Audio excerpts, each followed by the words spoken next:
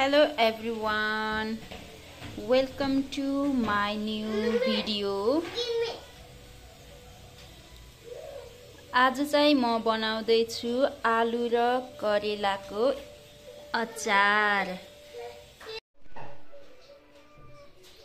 यहाँ मैले लिएको छु उसिनेको आलु, उसिनेको करेला,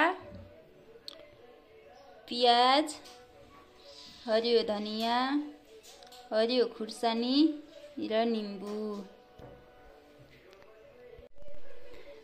त्यसपछि मैले यहाँ तिल भुटेर तिलको धुलो बनाएर लिएको छु। हजुरहरूले भाङको धुलो पनि लिन सक्नुहुन्छ।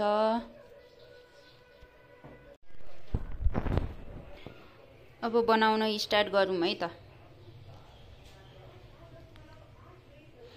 यो सबै हामीले एकै ठाउँमा मिक्स गरिदिनु पर्छ एउटा ठुलो भाँडामा।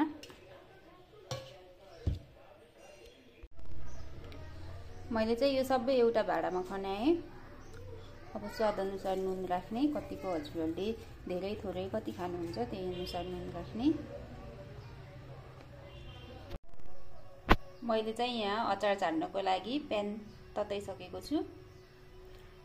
यसमा हजुरहरूले तोरीको तेल युज गर्न नि सक्नुहुन्छ, सनफ्लावर तेल युज गर्न नि सक्नुहुन्छ। म चाहिँ तोरीको तेल युज गर्दैछु। तेल तातिसकेको छ। अब यसमा मैले मेथी फुराउँछु।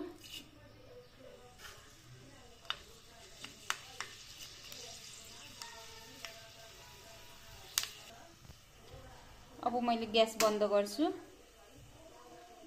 ग्यास बन्द गरेर यसमा बेसार राखिदिउँ।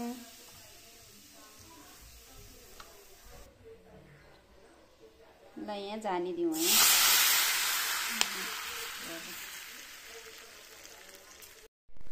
अब यसमा हजुरहरूले आफ्नो इच्छा अनुसार तिलको धुलो राख्न सक्नुहुन्छ।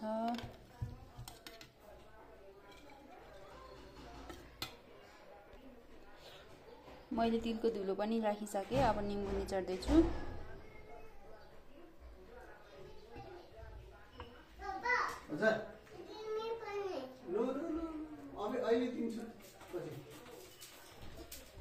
अब यसलाई हामीले मजाले मुस्ने छौं।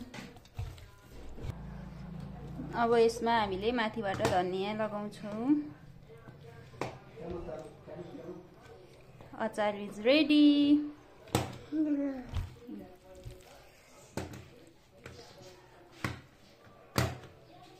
टक्कर रेडी भयो है अचार चाहिँ।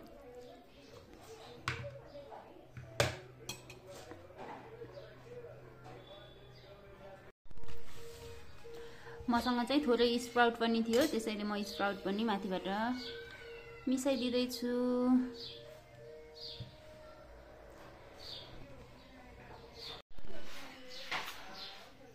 हाम्रो अचार चाहिँ रेडी भइसकेको छ। हजुरहरू पनि घरमै बनाएर इन्जोय गर्न सक्नुहुन्छ। Thank you for watching.